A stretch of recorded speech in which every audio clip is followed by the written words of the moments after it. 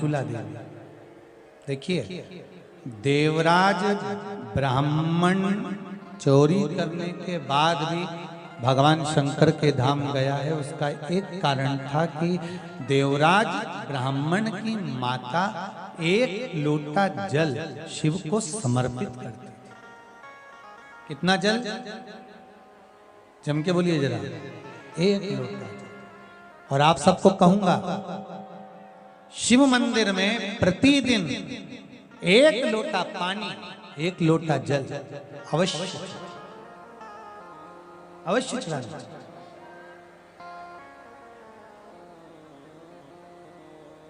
एक लोटा पानी भगवान शंकर को अवश्य। क्या होता है? 3 दोष समाप्त होते हैं एक लोटा पानी शिव जी को चढ़ाने से। 3 दोष। पहला पितृदोष, दूसरा वास्तु दोष और तीसरा कालसर्प दोष। जब हम घर में से जल लेकर जाते हैं तो हमारे घर का पानी जब जाता है तो घर का जो वास्तु केंद्र होता है वो रसोई घर होता है। रसोई घर में से जल ले जाकर शिव जी को चढ़ाते हैं तो उससे वास्तु दोष समाप्त होता है। दूसरे नंबर पर है पितृदोष। घर का जो मटका होता है, परिंडा होता है, हंडा होता है, वो पितरों का स्थान होता है। उस पितरों के स्थान पर जो जल भरा होता है उसमें से अगर भाग भगवान शिव को चढ़ाया जाए तो पितरों का देवता आर्यमा भगवान शंकर के कहने पर चलता है। इसलिए वो भाग जब शिव को प्राप्त होता है तो आर्यमा संतुष्ट होकर पितरों को भी फल प्रदान करता है। तीसरे नंबर पर कालसर्प दोष। भगवान शंकर को एक लोटा पानी अगर चढ़ा रहे हो, भगवान शिव पर एक लोटा पात्र जल का अगर चढ़ा रहे हो तो आपका कालसर्प दोष समाप्त। कालसर्प दोष होता कैसे? शंकर भगवान का चढ़ा हुआ जल तुलसी जी में चढ़ाने से पत्रिका में कालसर्प दोष हो जाता है। जैसे माँ जो होती है ना, घर की जो माँ होती है, अगर गर्भ में बच्चा है, गर्भ में संतान है और वो शिव जी पर अगर एक लोटा पानी जैसे शंकर जी पर जल चढ़ाया, थाली में सारे भगवान को निला लिया, गणेश जी, देवी जी, शंकर जी, सारे देवताओं को एक ही थाली में रखकर स्नान कराकर वो शंकर का चढ़ा हुआ जल जब चढ़ाया जाता है तुलसी जी में ले जाकर लोग डाल देते हैं, उससे जो बच्चा जन्म लेता है उस बच्चे की पत्रिका में कालसर्प दोष आ जाता है।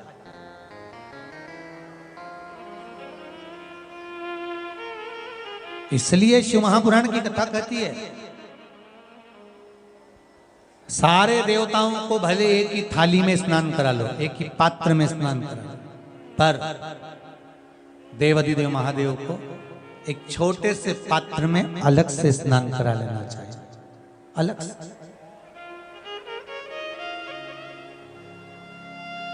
और उस पात्र का जल शिव जी को समर्पित करा हुआ जल तुलसी जी में नहीं डालना। तुम्हारे घर में जो पौधा हो, जो पौधा हो आपके घर, आप उसको उसमें समर्पित कर दो। जैसे बेलपत्री चढ़ाने के बाद जल चढ़ाना या जल चढ़ाकर बेलपत्र चढ़ाना। एक पत्र है, बड़ा सुंदर है, छोटा सा भाव, प्रश्न अच्छा है, आप सबके हित का।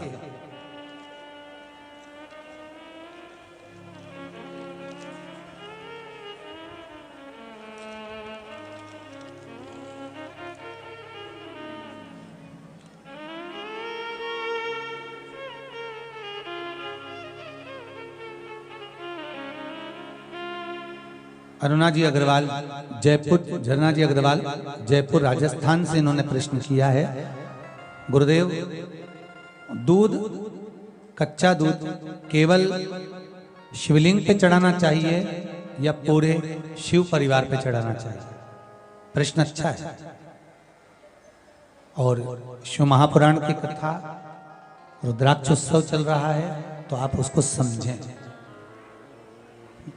दूध केवल शिवलिंग पे चढ़ाना चाहिए या जो शिवलिंग के आसपास में सभी परिवार विराजमान होता है उस पे भी चढ़ाना चाहिए? अगर लिंग पुराण आप उठाकर देखेंगे तो लिंग पुराण में एक बड़ा सुंदर संवाद आता है जिसमें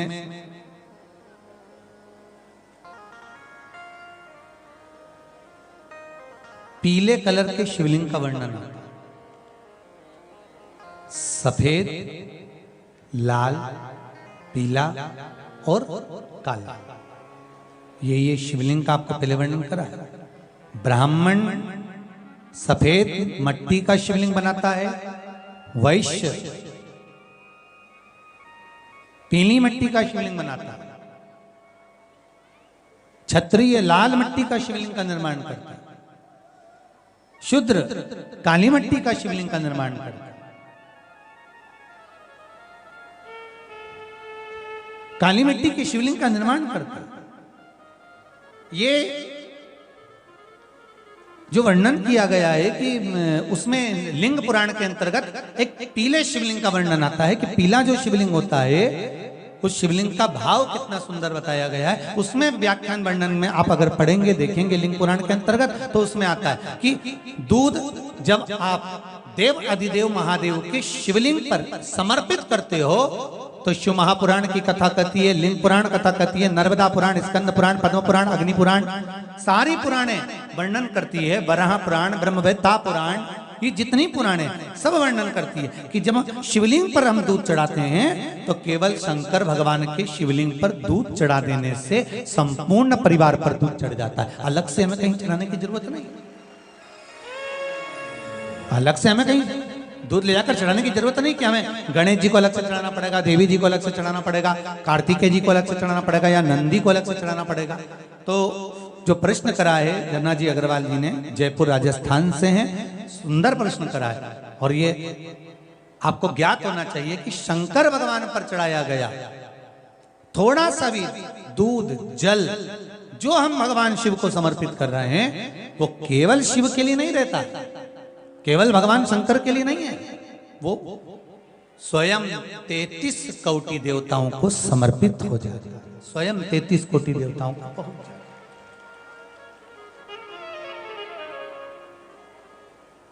अलग से देने की जरूरत नहीं होती।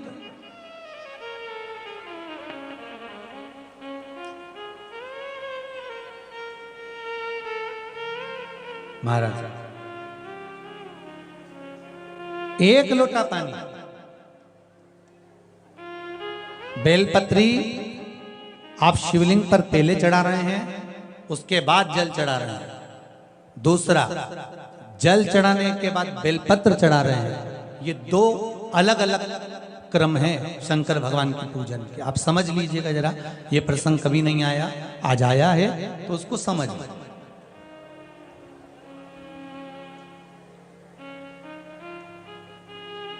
पहले बेलपत्र, उसके बाद में जल जो चढ़ाया जाता है ये रोग मुक्ति के लिए चढ़ाया जाता है।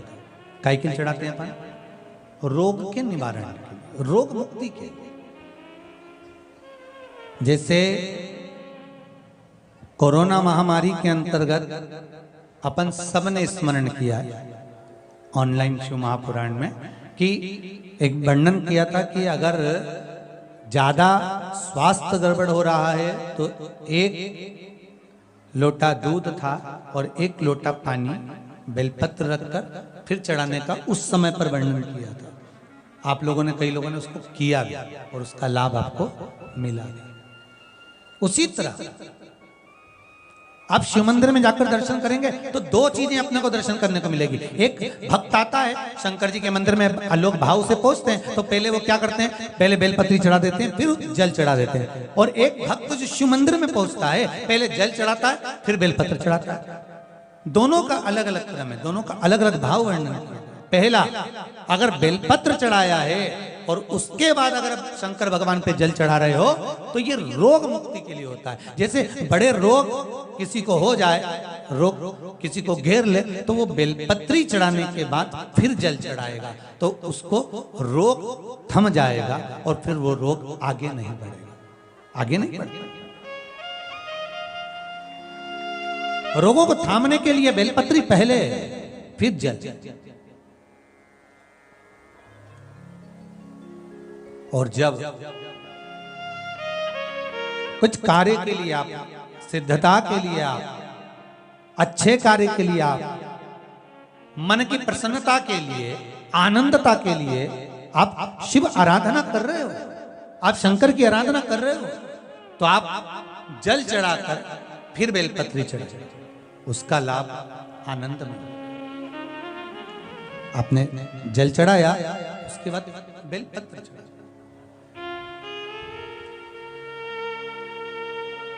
बस एक बात का स्मरण आपको होना चाहिए शिव महापुराण का, कि जब भी आप भगवान शंकर को बेलपत्र चढ़ाते हैं, बेलपत्र समर्पित करते हैं, बेलपत्र समर्पित करते समय प्रयास करा करें कि ये बेलपत्र को जब भी आप समर्पित करें, प्रयास करें कि बीच की जो पत्ती होती है बेलपत्र की, मध्य की जो पत्ती होती है, उसको अंगुष्ठ से पकड़ा जाए।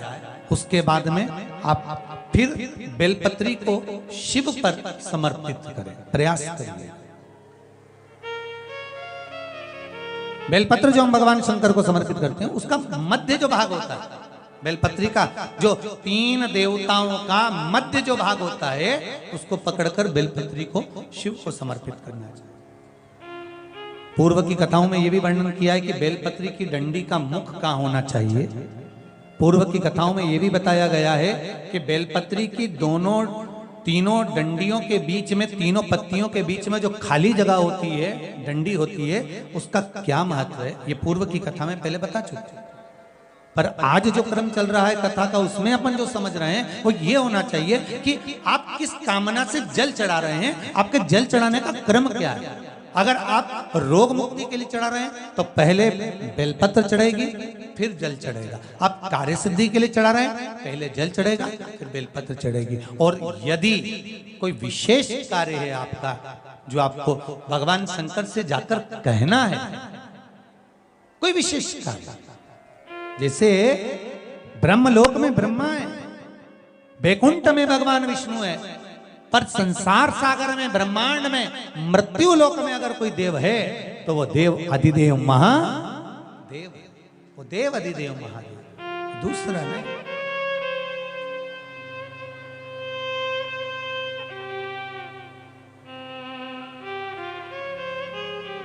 कोई दूसरा नहीं है। भगवान दया करना, मैं तेरे भरोसे हूँ। भोलेनाथ दया करना, मैं तेरे भरोसे हूँ। ना घर के भरोसे ना परिवार के भरोसे हो, सब गाइए। ना घर के भरोसे हो, ना परिवार के भरोसे हो। भोलेनाथ दया करना, मैं तेरे भरोसे हूँ। भोलेनाथ दया करना, मैं तेरे भरोसे हूँ। जिसको एक भरोसा होता है, शंकर का, भगवान का एक भरोसा होता है, दिखता नहीं है, दिखता नहीं है। ना इनके भरोसे हूँ, ना उनके भरोसे हूँ, ना इनके भरोसे हूँ, ना उनके भरोसे हूँ। भोलेनाथ दया करना, मैं तेरे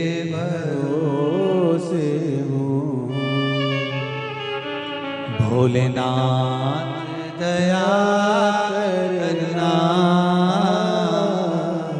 मैं तेरे भरोसे हूँ। आप किसके भरोसे पर आए हो? जम के बोलो जरा, भोले नाथ के।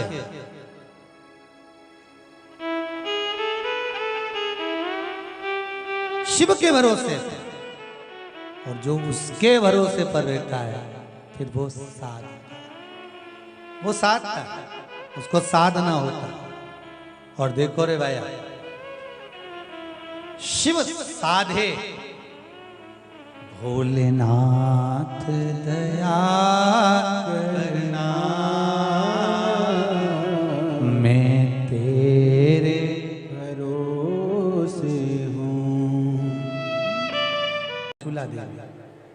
देखिए, देवराज ब्राह्मण चोरी करने के बाद भी भगवान शंकर के धाम गया है। उसका एक कारण था कि देवराज ब्राह्मण की माता एक लोटा जल शिव को समर्पित करती थी। कितना जल? जम के बोलिए जरा, एक लोटा जल। और आप सबको कहूंगा, शिव मंदिर में प्रतिदिन एक लोटा पानी, एक लोटा जल अवश्य अवश्य चढ़ाना।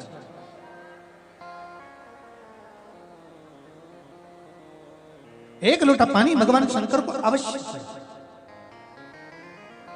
क्या होता है? 3 दोष समाप्त होते हैं एक लोटा पानी शिव जी को चढ़ाने से। 3 दोष। पहला पितृदोष, दूसरा वास्तु दोष, और तीसरा कालसर्प दोष। जब हम घर में से जल लेकर जाते हैं तो हमारे घर का पानी जब जाता है तो घर का जो वास्तु केंद्र होता है वो रसोई घर होता है। रसोई घर में से जल ले जाकर शिव जी को चढ़ाते हैं तो उससे वास्तु दोष समाप्त होता है। दूसरे नंबर पर है पितृदोष। घर का जो मटका होता है, परिंदा होता है, हंडा होता है, वो पितरों का